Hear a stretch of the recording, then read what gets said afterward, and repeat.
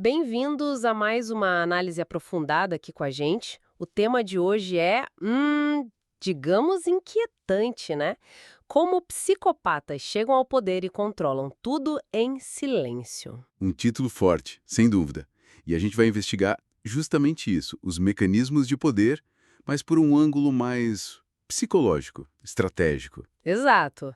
Vamos usar como base o livro Ponerologia, Psicopatas no Poder, do Lobachevsky, e também, claro, algumas ideias que batem com isso de Maquiavel, Schopenhauer, sobre o poder, natureza humana. Que a gente deu uma boa olhada nos materiais. Sim, a missão é entender como certas personalidades, né, ligadas à psicopatia, conseguem não só chegar ao topo, mas, bom, ficar lá, muitas vezes de um jeito que a gente nem nota.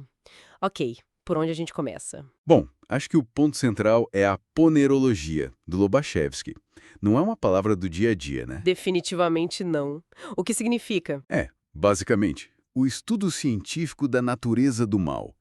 Mas o foco dele é muito específico, como fatores patológicos, tipo problemas psicológicos mesmo, como a psicopatia, influenciam processos sociais que causam sofrimento em massa.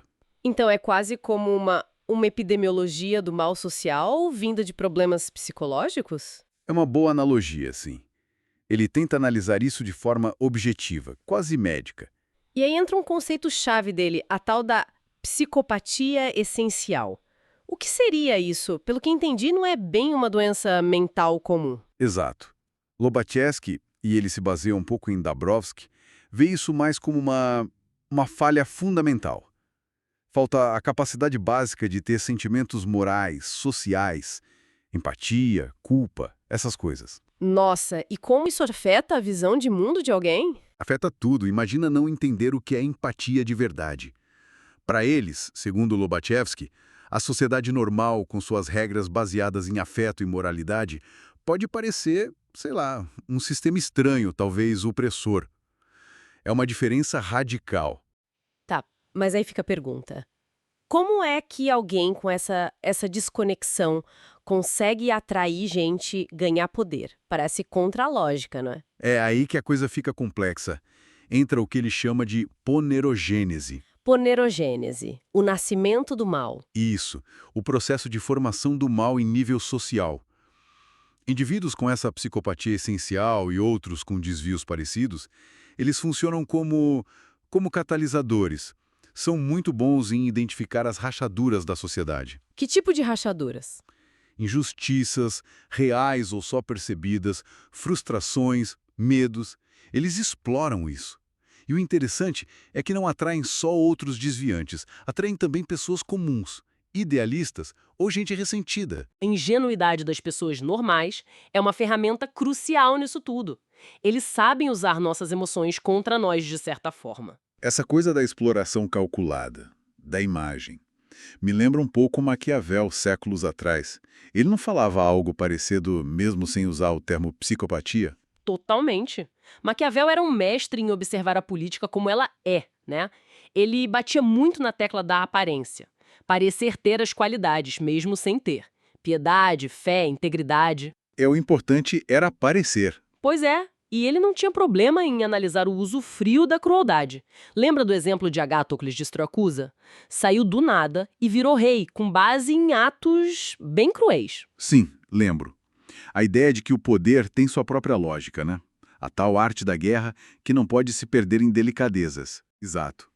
Essa frieza estratégica que Maquiavel descreve. Tem um eco forte na descrição que Lubachevsky faz dos psicopatas no poder.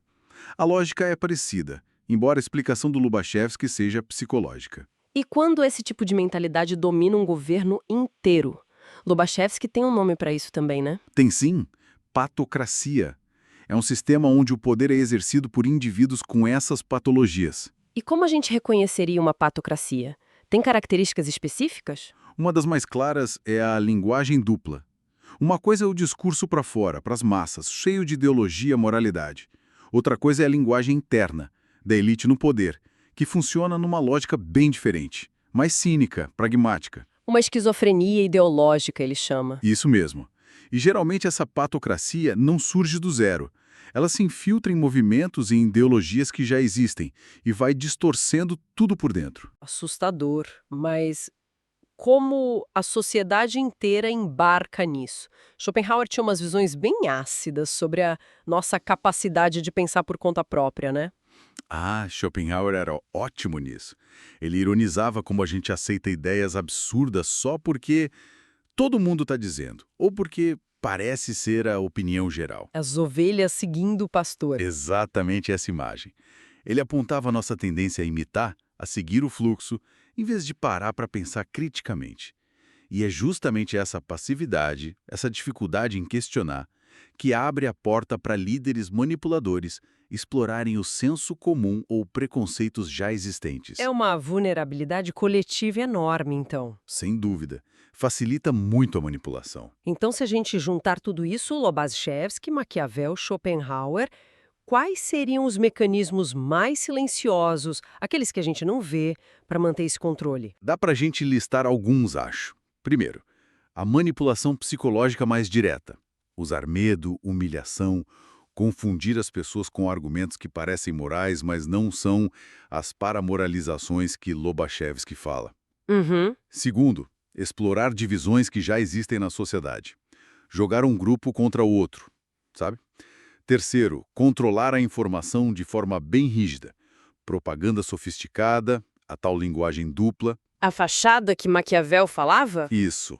Quarto ponto, manter a fachada. De força, de virtude, de normalidade, enquanto por trás a ação é outra, muitas vezes predatória. E por último, claro, suprimir quem discorda. Mas nem sempre na força bruta logo de cara, né? Muitas vezes não. Começa desqualificando, tratando o opositor como louco, irracional, inimigo do povo, como Lobachevsky descreve que acontece na patocracia.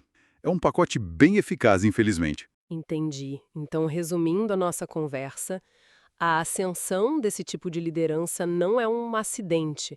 É um processo que explora vulnerabilidades humanas, sociais, Muito reais. e usa táticas bem específicas, muitas vezes escondidas. Exatamente. Não é aleatório. E acho que a reflexão final, que vem muito do Lobachevsky, é que entender isso não é só ah, curiosidade acadêmica, pode ser uma defesa. Uma defesa. Como assim? E tinha muita fé na ciência, no conhecimento objetivo, como um antídoto contra essas dinâmicas doentias. Se a gente entende como funciona, talvez a gente possa reconhecer os sinais. Faz sentido. Então a provocação que fica é: que tipo de atenção, de olhar crítico a gente precisa ter hoje, individualmente e como sociedade, para sacar essas tendências ponerogênicas, como ele chamaria, antes que elas moldem a nossa realidade sem a gente nem perceber. Ó, pergunta crucial. Fica aí a reflexão para todos nós sobre como esse conhecimento pode nos ajudar a navegar tempos tão complexos. É algo para se pensar, e muito.